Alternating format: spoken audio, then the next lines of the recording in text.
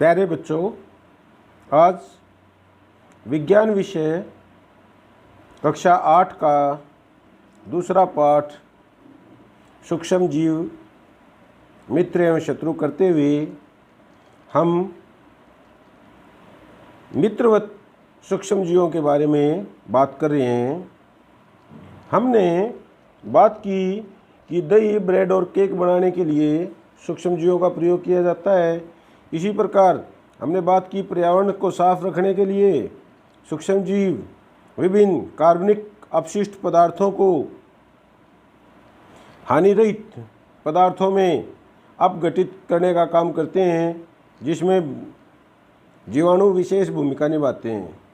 उसके अलावा हमने बात की कि प्राचीन काल में सूक्ष्म जीवों का उपयोग अल्कोहल बनाने के लिए किया जाता था। और इसी के साथ साथ हमने बात की कि किस प्रकार से कृषि में मृदा की उर्वरकता की वृद्धि करने के लिए खाद, नाइट्रोजन स्थिरीकरण कर मृदा को समृद्ध बनाता है। इसके अलावा दही एवं ब्रेड बनाना, आप कक्षा 7 में पढ़ चुके हैं कि जीवाणु दूध को दही में परिवर्तित कर देते हैं। हमने अपनी माँ को गर्म गुनगुने दूध में थोड़ा सा दही मिलाते हुए देखा है, जिससे दही जम जाती है। हमें आश्चर्य हुआ, ऐसा क्यों? वास्तव में दही में अनेक सूक्ष्मजीव पाए जाते हैं, जिनमें लैक्टोबैसिलस नामक जीवाणु प्रमुख है, जो दूध को दही में परिवर्तित कर देता है। दूध हम गर्म करके रखते हैं, वो बहुत ज़्यादा गर्म भी नहीं होता है और बहुत ज़्यादा ठंडा भी नहीं, वो सामान्य गुनगुने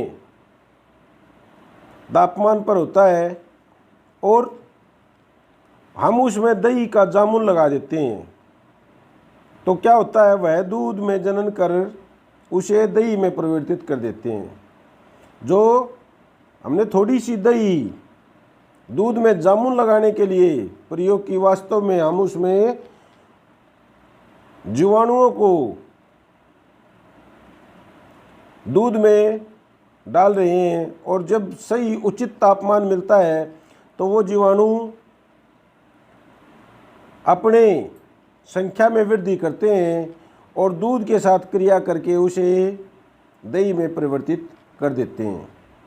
जीवाणु पनीर, जिसको इंग्लिश में हम चीज़ बोलते हैं, अचार एवं अनेक खाद्य पदार्थों के उत्पादन में सहायक है। रवा, सूजी,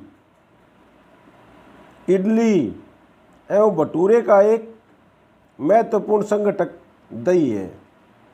दही हम मिला देते हैं और वो दही में जो जीवाणु होते हैं वो अपनी वृद्धि करते हैं और इडली या भटूरे बनाने में अहम भूमिका निभाते हैं। क्या आप अनुमान लगा सकते हैं कि ऐसा क्यों है? जीवाणु एवं यीस्ट चावल के आटे में क्रिया करता है और किण्वन में सहायक होते हैं। किण्वन के फलस्वरूप इडली या डोसा बनता है। क्रियाकलाप 2.3, एक बर्तन में आधा किलोग्राम आटा अथवा मैदा लेकर उसमें थोड़ी सी चीनी डालकर गर्म जल से मिलाएं।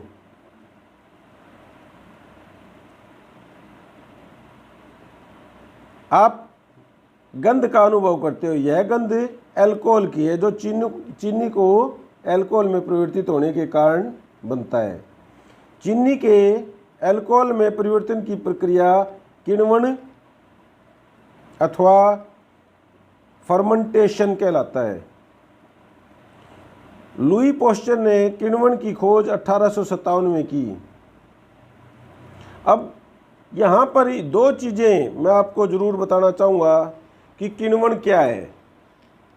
जब हम गुड़ के घोल या चीनी के घोल में ईस्ट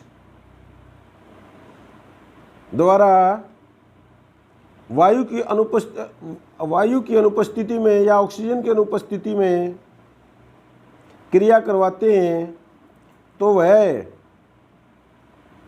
चीनी के या गुड़ के घोल को अल्कोहल शराब में परिवर्तित कर देता है। इस प्रक्रिया को किण्वन कहते हैं। क्या कहते हैं भाई? किण्वन। तो ये हमने किण्वन या फर्मेंटेशन के बारे में पढ़ा। इस वीडियो में इतना ही। अगले वीडियो के लिए आप चैनल को सब्सक्राइब कर लीजिए। जब भी आपके पास नोटिफिकेशन आए आप अपने YouTube चैनल को खोल कर देखिए और आगे जो विभिन्न क्रियाकलाप हैं उनसे आप विज्ञान को सीखते जाइए। तो अगर आपको वीडियो अच्छा लगा तो इसे लाइक, शेयर और सब्सक्राइब करें। थैंक यू, धन्यवाद।